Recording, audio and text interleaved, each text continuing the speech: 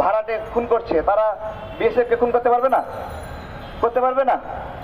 তো এছাড়া আমার কাছে সীমান্তে নাগরিক হত্যা বন্ধ হওয়ার আমি দ্বিতীয় কোনো অপশন দেখি না। যেহেতু শেখ হাসিনা এই জায়গায় ভারতের কাছে নতজানু হয়ে থাকার একটা নীতি গ্রহণ করেছে, সেহেতু তার পক্ষ থেকে কেউ যদি আশা করে যে সীমান্তে নাগরিক হত্যা বন্ধে সে একটা যুগোপযোগী উদ্যোগ নেবে, তাহলে ভুল কথা। শান্তশিষ্ট দেশ, কোনো যুদ্ধ নাই, বিগ্রহ নাই। গত 16 বছর শেখ হাসিনা ক্ষমতায় আছে, 1000-এর উপরে। তো ভাই বোনের যদিও সম্পর্ক হয়, তাহলে ভাইয়ের বা বোনের সন্তানকে হত্যা করলে ভাই বোনকে বলবে না যে আমার সন্তানটাকে তুমি কেন হত্যা করলা? আসলে শেখ হাসিনা কি এই দেশের নাগরিকদেরকে তাদের সন্তান মনে করে? এটা হলো প্রশ্ন। যদি মনে করত তাহলে কিন্তু সে এই কথাটা বলতো যে এটা কেন। সে এই বিষয়গুলো এড়িয়ে যায়। তার আমেরিকায় 2জন বাংলাদেশি নাগরিক, যারা আমেরিকাতেই থাকে, কোনোদিন বাংলাদেশে ফিরেও আসবে না, সেখানে 2জন হত্যা হয়েছে, কথা বলেছে। সাধুবাদ জানাই। বাংলাদেশের নাগরিক যেখানেই হত্যা হলে আমাদের প্রতিবাদ হতে হবে, কিন্তু এক্স্যাক্টলি কেন ভারতের বিরুদ্ধে বলছে না? সংখ্যাটা ডিফারেন্স কত? শেখ হাসিনা এবং খালেদা জিয়ার মধ্যে দুটো মেজর পার্থক্য রয়েছে। আমি একটু স্মরণ করে দেই। যখন বেগম খালেদা জিয়া ক্ষমতায় ছিলেন, তখন একটা নিউজ হয়েছিল, ভারতের পিঠে খালেদার চপেটাঘাত বা চাবুক, এইভাবে নিউজ হয়েছে। এই নিউজটা কেন হয়েছিল? ওই সময় জলবায়ু সম্মেলনে সীমান্তে নাগরিক হত্যা এবং আমার দেশের নদীগুলো বন্ধ করে দেওয়ার প্রতিবাদে বেগম খালেদা জিয়া খুব জোর আওয়াজ করেছিলেন এবং আগ্রাসনের প্রতিবাদে ভারতকে অনেকটা অপদস্থ করেছিলেন জলবায়ু সম্মেলনে। এই অপদস্থ করার প্রতিবাদে সারা নিউজ সবকিছু লেখা হলো। এবং সত্যিকার কথা, ওই বক্তব্যের পরে বাংলাদেশের নাগরিকরা সবচেয়ে বেশি তৃপ্ত হয়েছিল। এই প্রথম বাংলাদেশের কোনো নাগরিক সে এইভাবে দৃঢ়ভাবে এই আন্তর্জাতিক একটি সম্মেলনে ভারতের বিরুদ্ধে কথা বলল। ঠিক একইভাবে শেখ হাসিনার সঙ্গে পার্থক্য কি? শেখ হাসিনা বলতেছে ভারতকে যা দিয়েছি তা জীবন মনে রাখবে। বেগম খালেদা জিয়া এবং শেখ হাসিনার মধ্যে পার্থক্য এখানেই যে বেগম খালেদা জিয়া সব সময় চেয়েছে দেশের জন্য কিছু আদায় করতে, আর শেখ হাসিনার লড়াইটাই ছিল পুরোটা সময় দেশ থেকে কিছু দিয়ে দেওয়া।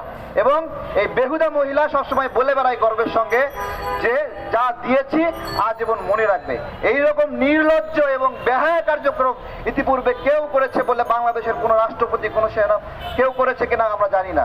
এখন প্রিয় বন্ধুরা, আমরা রোধ করব কিভাবে? থামাবো কিভাবে? থামাতে হবে। থামানোর উপায় কি কি?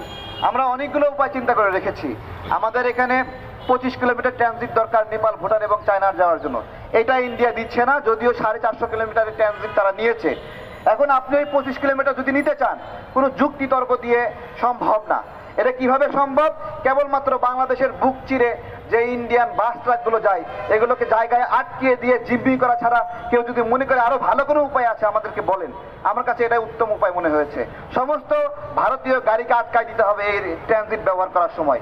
কতক্ষণ আটকায় রাখতে হবে? যতক্ষণ না পর্যন্ত আমাদের ওই 25 কিলোমিটারের ট্রানজিট আমরা না পাচ্ছি। শেখ হাসিনা এমন একটা দালালের দালাল যে ওই 25 কিলোমিটারের ট্রানজিট না পেয়ে 450 কিলোমিটার ট্রানজিট দেবে, যে এমন একটা ভাব ওর ভাই বোন হয়, পরবর্তীতে চাইলেই দিয়ে দেবে। এখন নিস না কেমনে? আরেকটা কি উপায় আছে? নদীগুলো সব বন্ধ করে দিয়েছে। 54 নদী সব বন্ধ হয়ে গেছে। আরো বেশি ছিল, অনেক নদী ছিল আমাদের, সবগুলো নদী বন্ধ হয়ে ভ্যানিশ হয়ে গেছে, অস্তিত্ব নাই। হ্যাঁ, নদী কোনোটা ড্রেনে পরিণত হয়েছে, কোনোটা খালে পরিণত হয়েছে, আর কোনোটাতে উপরে বিল্ডিং টিল্ডিং বাড়ায় এগুলো বিভিন্ন গ্রুপ ইন্ডাস্ট্রি তারা করে ফেলেছে। এখন এই নদীগুলো উদ্ধারের একটা ব্যবস্থা করতে হবে। কিভাবে করবেন?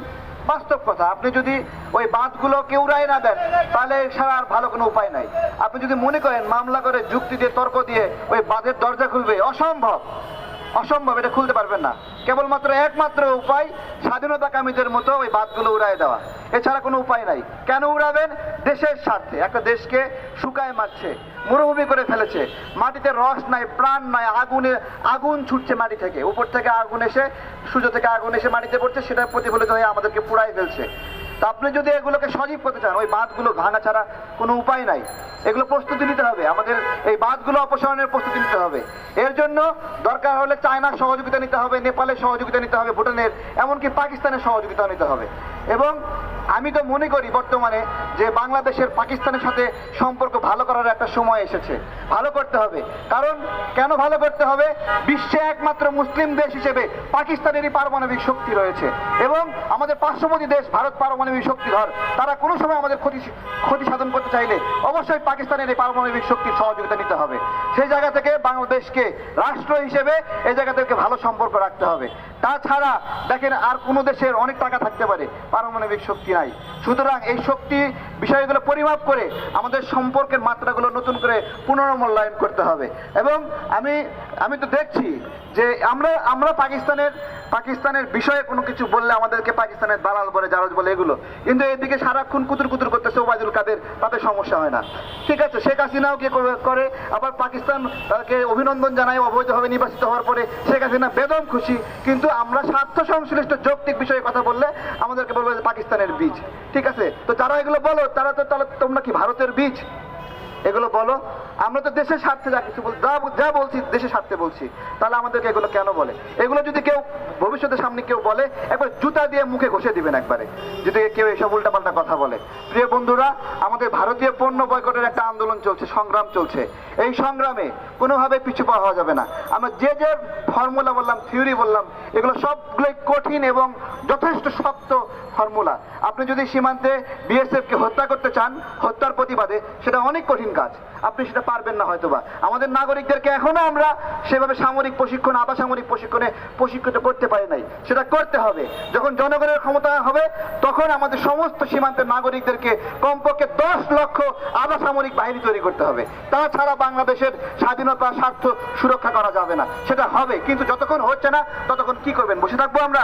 ততক্ষণ আমরা ভারতীয় পণ্য বয়কট করব। কেমন বয়কট করব? ভারতের সমস্ত পণ্য বয়কট করব। আমরা চেয়েছিলাম আল্লাহর কাছে গুড়ি গুড়ি বৃষ্টি, যে একটু তৃপ্তি দাও, এবং সেই গুড়ি গুড়ি বৃষ্টিটাই হলো ভারতীয় পণ্য বয়কট। কিন্তু আল্লাহ আমাদেরকে একবারে ঝাপটা বড় বৃষ্টি দিয়ে দিয়েছে, ঢল দিয়ে দিয়েছে। কেমন ঢল দিয়েছে? ইউরোপের 27টি দেশে 527টি ভারতের পণ্য একবারে নিষিদ্ধ হয়ে গেছে।